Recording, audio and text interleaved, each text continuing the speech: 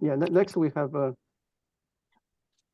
Haoyu Hu giving a talk on unconventional superconductivity from a Fermi surface fluctuating in strongly correlated metals. Yeah. Okay. So you're Yeah. postdoc, Okay. right? Thanks. Yeah. Mm-hmm. Yeah. I'm a postdoc now. Yeah. So with Andrew Bernabek, right? Yeah. Okay. Yeah. Okay. Yeah. Go on. Okay. Yeah. Thanks, Hongzheng, for the introductions. Yeah, I'm Haoyu from the Donostia International Physics Centers, and the topic of today's talk is this unconventional superconductivity from the Fermi surface fluctuations in these strongly correlated metals.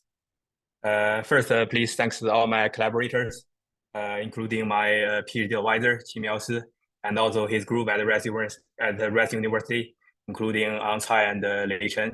And also, let me also thanks Lily Deng and Kevin Anderson from University of Florida, and also Jed Pixley from the Rutgers universities. So the direct motivation of this work is just try to understand how these electron interactions or these electron correlation effects give us unconventional superconductivities. So typically, like there's several different type of strongly correlated systems that both develop superconductivity, such as these cuprate superconductors. There is a superconductivity dome developed near this at this finite doping. And there's also this iron-based superconductor and also heavy Fermi superconductings. So the question is like how these basically all these systems are strongly correlated, and then the question like how these electron correlations interplay with these superconductivities. So one of the systems we are particularly interested in is this heavy Fermi system. This is also the system we studied. So basically, the idea is like in this heavy Fermi system, so unlike the other system, there is a well-established quantum critical point. So for example, if we look at this resistivity plot of this ytterbium heavy Fermi system, we can see like there is a antiferromagnetic transition happens here, and there is a critical quantum critical behaviors appears here, which basically give you some non-Fermi liquid behaviors. And also similar behaviors happen in this serum rhodin indican 5. We can see like near these antiferromagnetic transitions, there is a non-Fermi liquid region or quantum critical regions. And also like there is a superconductivity dome developed near the quantum critical point. So that's basically the motivation of this work. So before I really go into details, let me first also briefly introduce what is this heavy Fermi systems. So typically the heavy Fermi system can be described by this Anderson lattice model. So the idea is like there's two types of carriers or two types of electrons in this system. One is F electrons, basically from the F orbitals. They're basically strongly correlated with the very strong Haber interactions. And there's also itinerary electron or weakly correlated C electrons, which are basically come from the S orbital or P orbital of the system. So this orbital has a Hoping term and they're very itinerant. And there is also a condo hybridization term between these correlated F electron and the C electrons. And usually we can also introduce these RKQ interactions, which is basically a spin-spin interaction between these correlated F electrons. So if we take the limit of the infinite U or infinite Haber interactions, so basically F electron would just becomes a local moment or becomes the spins. Then this Anderson lattice model just go to the conventional condo lattice model with these condo types of couplings. So in these heavy Fermi systems, one question we can ask is like, what is the behavior or what is the fate of these F electrons? So basically, there are two things that can happen. One is like the F electrons, because they form some local moment, so they can develop some long-range magnetic orders, like long-range antiferromagnetic orders usually. And on the other hand, because the F electrons are coupled with C electrons, so this coupling can give us this condo screen effect, which means like the F electrons are screened by the C electrons, and then the F electron would behave as an itinerary degree of freedom and contribute to the Fermi surface. So usually in the heavy Fermi system, these two mechanisms or two things would compete with each other, and this dynamical computation would actually give us a quantum critical point. And after developing a quantum critical point in some of these heavy Fermi systems, there's usually a superconductivity dome developed, such as here in this serum rhodin indican 5 compound. We can see like there is a superconductivity dome developed. And also like the TC of this system can reach like several percentage of the bare condo temperatures. Then the question we want to ask is like, can and how does this critical metal state lead to unconventional superconductivity or high temperature superconductivities?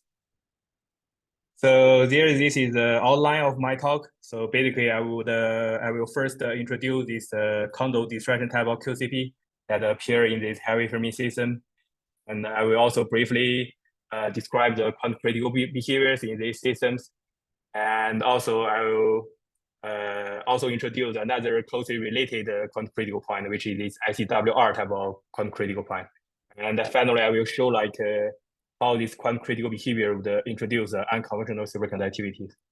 And I will also briefly mention like the similar behavior would appear in certain flat band systems, even though in this system there isn't really a real F electrons.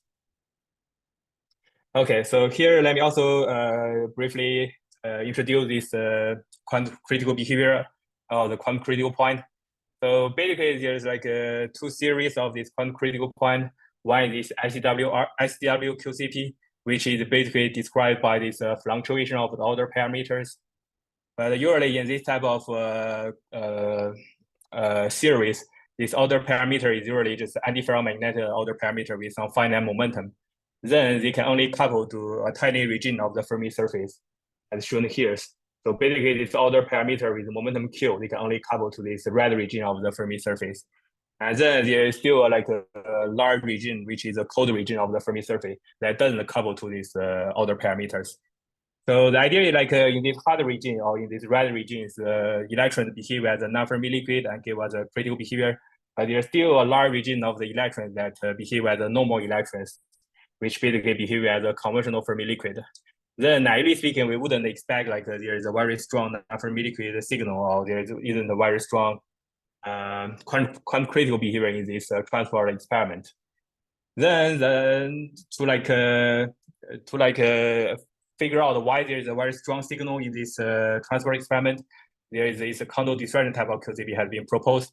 So the idea is like at this condo distraction type of QCP, it's not just a critical point that separate the antiferro and the ferromagnetic phase, but it's also a critical point that separate the condo screened phase and the condo destroyed phase. Then because like this critical point would involve the fluctuation in this condo channel, which is basically local fluctuations. This local fluctuation would couple to the entire Fermi surface and make the entire Fermi surface to be hot or to be non-Fermi liquid-like. Then we would expect like there's a very strong transport signal or non-Fermi liquid signal in the transport experiment, which is consistent with what we observed in the Euro experiment. So this condo distraction QCP, because it involves both the spin channel and the condo channel, so there are several behaviors that we expect. One is this dynamical omega-T skillings, which basically has been observed in this heavy Fermi system in this inelastic neutron scattering. And there is also a small to large Fermi surface jump, which has also been confirmed by some quantum oscillation experiment. And thirdly, there is also a loss of coarse particles because of these strong fluctuations.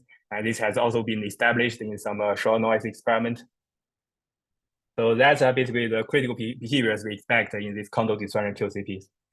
Then to really establish the existence of this condo distraction QCP in the heavy Fermi system, we take this Anderson lattice model and perform theoretical calculations. So basically, the calculation we do is this, the method we use is this extended dynamical mean field series. The idea is like we can using this extended dynamical mean field theory to map a lattice model to a single set problem, and then we can self-consistently solve this single set problem to get the solution of this lattice model. So in this case, we basically map this Anderson lattice model to both Fermi impurity models. The idea is like we pick a single set of F electrons and it will couple to a conduction electrons, which basically describes this C electron in the system and captures the condo effect. And it will also couple to a bosonic bus, which basically describes the spin fluctuations of this F electron or local moment. Then we can just self-consistent solve these impurity models and get the lattice solutions.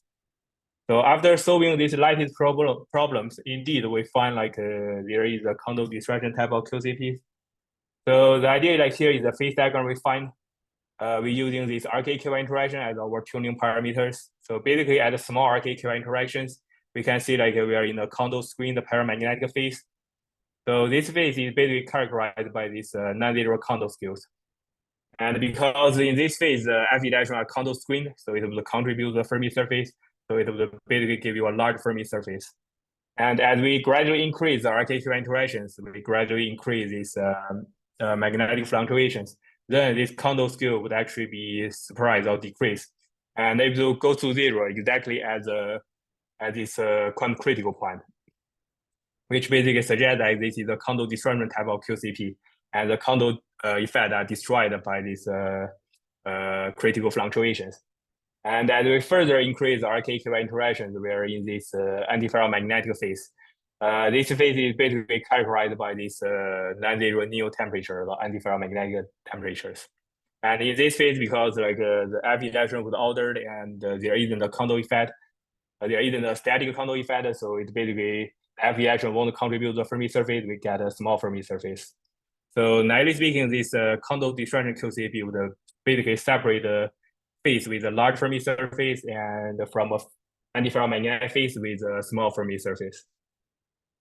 Then we investigate the quantum critical point at this condo disruption QCP. We first look at what happened in the spin channels.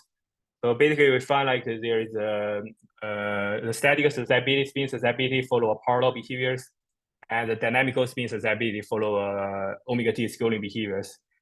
Basically, if you look at the curve here, these different colors means dynamical susceptibility of different temperatures. We can see there is a collapsing of these different colors, different curves at the low temperature, which means like they basically follow these omega t scaling behaviors, which is also consistent with what people observed in this inelastic neutron scatterings. So that's basically in the spin channels.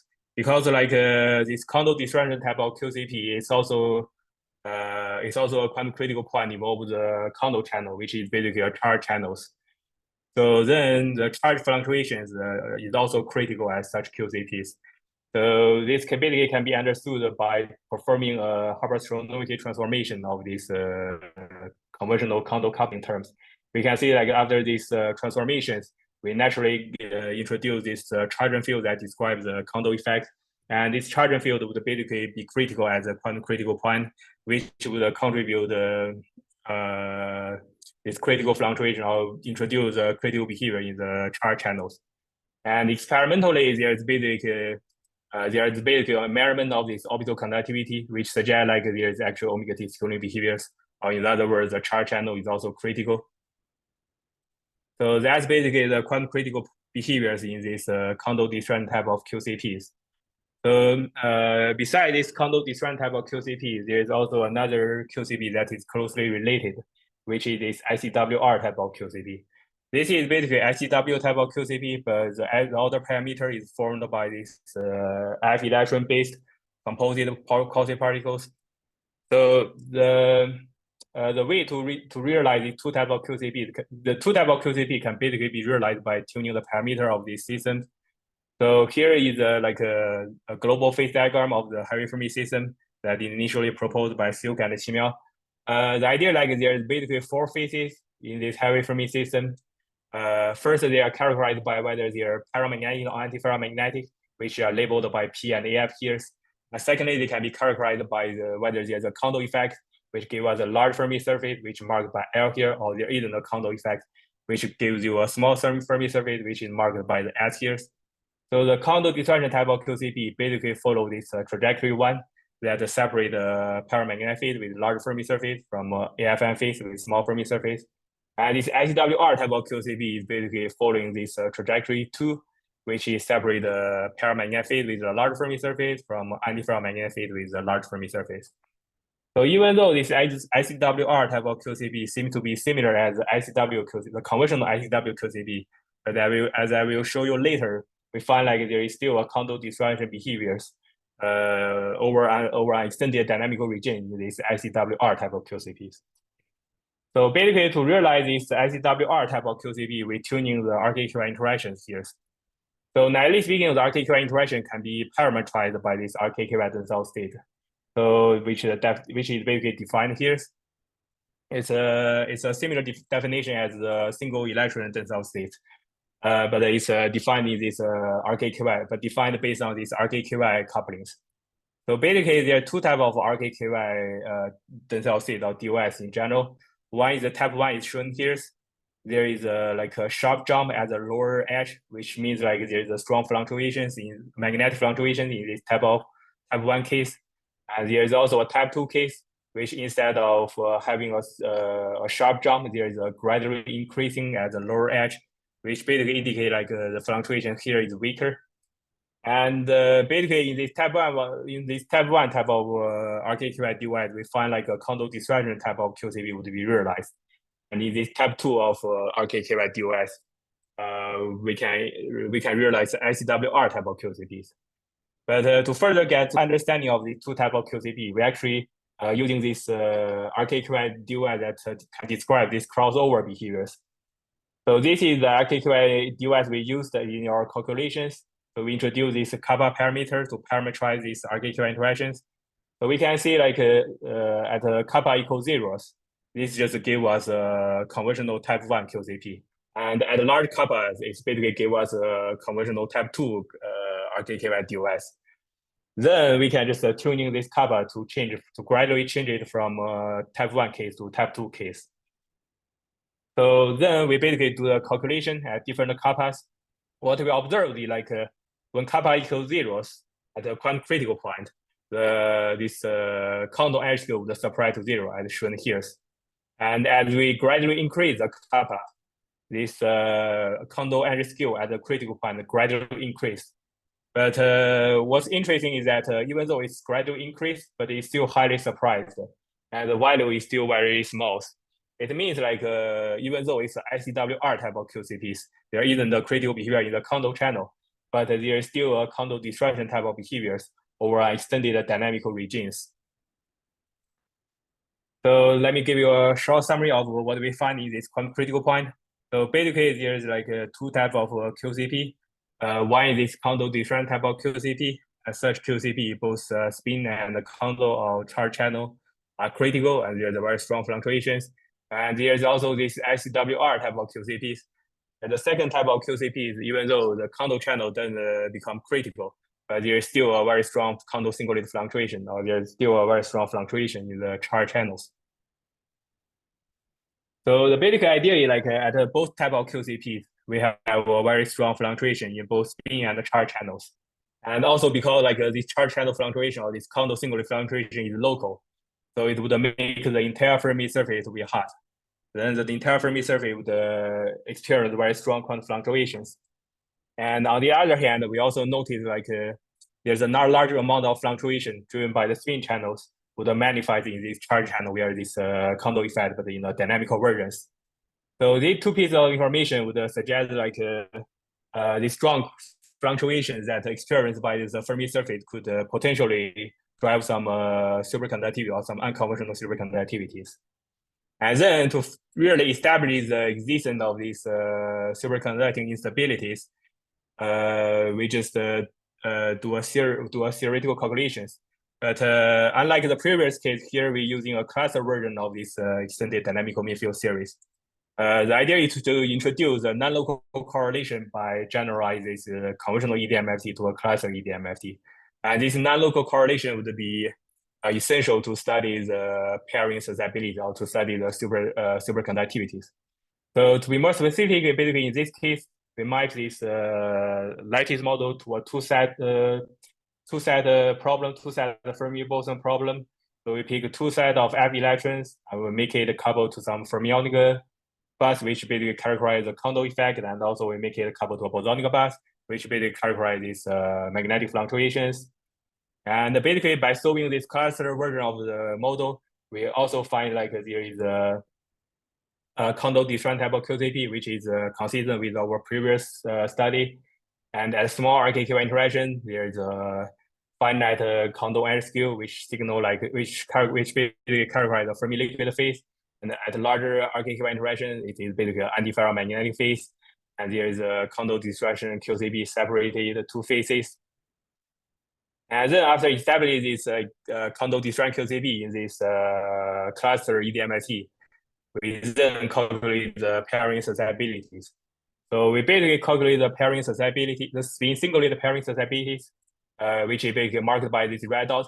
We can see like as we tuning these RKQ interactions and approaching this quantum critical point, which is roughly here, this pairing susceptibility would gradually increasing and diverged, which basically signals like there is a superconductivity instabilities of this near the quantum critical point. So basically, these instabilities is driven by two things. One is like the RKQ interaction would generate a spin singulated correlation, which favors the pairing formations. And there is also a dynamical condo effect, which means like there is a fluctuation in the condo channel that makes the F electron to be delocalized. And basically combining these two effects, we can realize these unconventional superconductivities. And then we basically perform the calculation at various temperature and various RKQ interactions. And this is the theoretical phase diagram we find. So we can see like near the quantum critical point, which is here, there is a broad region of the superconductivity developed, which is basically marked by these oranges. And we can also see like the transition temperature of the superconductivity can reach several percentage of this bare condo temperature, which is roughly consistent with experimental observations in this cerium compound. And this is the superconductivity in this condo Distrand type of QCPs.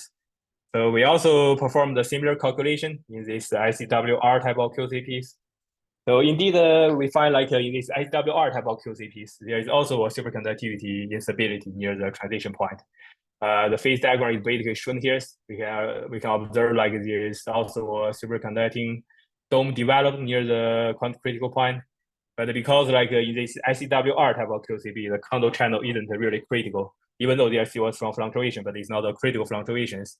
So the TC here then also is slightly reduced compared to this condo Distrand type of QCPs. But again, they still reach several percentage of these bare condo temperatures, which is also like roughly consistent with experimental observations. So okay, so that's basically, let me also give you a short summary of what we find in these superconductivity things. So basically, like in both condo Distrand type and this ICWR type of QCPs, we find like there's a strong fluctuations in both condo channel and the spin channels. And the collaboration of the two type of fluctuations that basically introduce or give us superconducting instabilities or spin singulated superconductivities. So that's basically the main result we find. But I also want to briefly mention like there's some recent development or recent study of this Haoyu Fermi physics in the flat band system. So the basic idea, like in this flat band system, we find like this flat band, which is because they have a very weak kinetic energies, so they behave similarly as a conventional F electron, which means that they experience a very strong correlation effect. And then this system would actually can be mapped to a condo system or to a Haoyu Fermi system. And we have also established that the similar condo physics actually happens in certain flat band systems, such as this twisted bilayer graphene, and also in this Kagome type of flat band system. They have been like shown both theoretically and experimentally. But I will not really go into detail of this topic. So then finally, let me give you a summary. So basically, we study this condo disruption and ICWR type of QCP. We find like there is a fluctuation in both spin and the condo channel, and we can drive the unconventional superconductivity. And finally, I briefly mentioned like the similar behaviors may also happens in this flat band system, even though they don't really have any F electrons. Okay, thanks for your attention. Okay, yeah, thank you. Haoyu, yeah, a question for him?